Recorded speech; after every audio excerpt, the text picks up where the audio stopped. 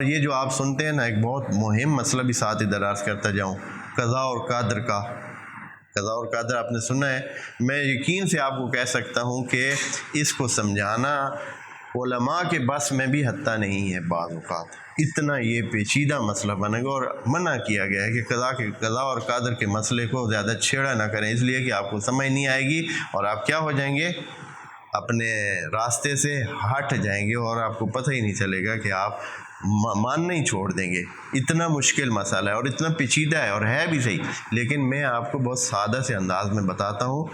قدر اور قضاء دو چیزیں ہیں۔ قدر یہ ہے کہ خدا کریم نے ہر چیز میں فکس جو مقدار رکھی ہو اس نے وہ کرنا ہے، اس لیے جس نے سم پیا ہے، جس نے زہر پیا ہے، چاہے انجانے میں پیے گا تو وہ کیا کرے گا، اسے مارے گا۔ زہر نے مارنا ہے، بندے کو نقصان پہنچانا ہے۔ اگر انجانے میں پیا ہے تو کیا، وہ تب بھی مارے گا، اگر جان کر پیا ہے تو بھی۔ کیوں؟ اس لیے کہ اس میں وہ مقدار رکھی ہوئی ہے، وہ قدر اس میں رکھی ہوئی ہے، تو وہ وہی کام کرے گا۔ یہ اسی طرح ہر چیز میں، مثال کے طور پر جس بندے نے چھلانگ لگائی ہے بلڈنگ کے 7ویں طبقے سے، تو وہ کیا ہوگا، وہ حتماً اس کو نقصان ہوگا، یا تو راستے میں اس کا دم نکل جائے گا، اور اگر راستے میں بچ گیا تو زمین پر آ کر اتنا نقصان ہوگا کہ ہو سکتا ہے وہ دنیا سے ہی چلا جائے۔ تو یہ فکس ہے، قدر ہے، اور قدر کو خدا نے چھوڑ دیا ہے کہ جو کچھ ہو رہا ہے وہی ایسے ہی ہوگا، قدر کے مطابق ہی ہوگا۔ قضاء کا مرحلہ وہ ہے کہ جب خدا اوکے کرتا ہے، کسی قدر کو نہیں روکتا ہے تو وہ قضاء ہو جاتی ہے۔ جب کسی قدر کو خدا نہ روکے تو وہ کیا ہو جاتی ہے، قضاء۔ ہاں، خدا اگر دخل دے اور اس کو روکے، تبدیل کرے، تو قدر کو وہ چینج کر سکتا ہے، قدر کو چینج کر سکتا ہے، اور ہمارے پاس جو اختیار میں ہے وہ بھی قدر کو چینج کرنا ہے۔ خدا کریم ہماری قدروں کو چینج اس طرح کر سکتا ہے کہ ہمارے اعمال سے ہماری قدریں تبدیل ہو جاتی ہیں اور اس سے ہمیں فائدہ ہوتا ہے۔ قدر کی لیول پر آپ کے اختیار میں ہے، جب قضاء کے مرحلے پر پہنچے گا تو پھر بات ختم شد۔ امیر المومنین ایک دفعہ ایسے جا رہے تھے تو یہ ایک دم ایسے جیسے ہی دیوار کے ساتھ سے گزرے تو دیوار ایسے لگتا تھا کہ بس اب گری کے گری، ایسے دڑام سے وہ گر گئی۔ حضرت نے یہاں سے قدم اٹھایا اور دوسری طرف چلے گئے، تو کسی نے بولا کہ یا امیر المومنین، آپ اللہ کی قضاء اور قدر سے ڈرتے ہیں؟ اگر آئی ہوئی تھی تو آ جاتی، نہیں آئی ہوئی تھی تو نہ آتی۔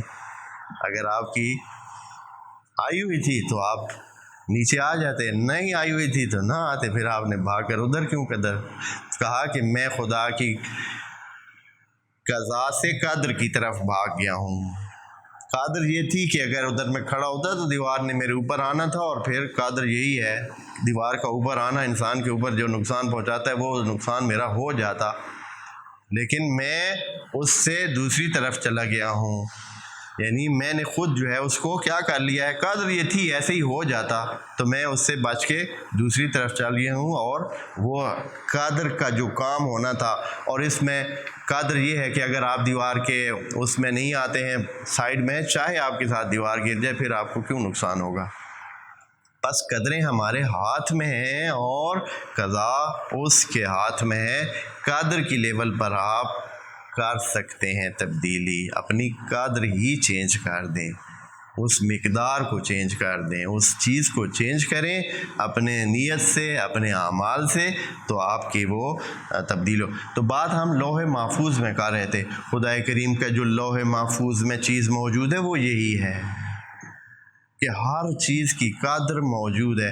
قرآن بھی لوح محفوظ میں ایک حقیقت کے طور پر موجود ہے، یعنی کائنات کی جتنی قدریں ہیں موجود ہیں، قرآن میں بھی کچھ قدریں خدا کریم نے ہمارے سامنے بیان کر دی ہیں کہ اے انسانوں، جب آپ یہ کرتے ہیں تو اس کا رد عمل یہ ہوگا کہ ہوگا، جب اس طرح کرتے ہیں تو یہ ہوگا، جب اس طرح کرتے ہیں تو یہ ہوگا، اور ہوتا ہے۔ صرف انسان کیا ہے، غافل ہوتے ہیں اور اس طرف توجہ نہیں کرتے۔ خدا کریم ہمیں متوجہ کراتا ہے۔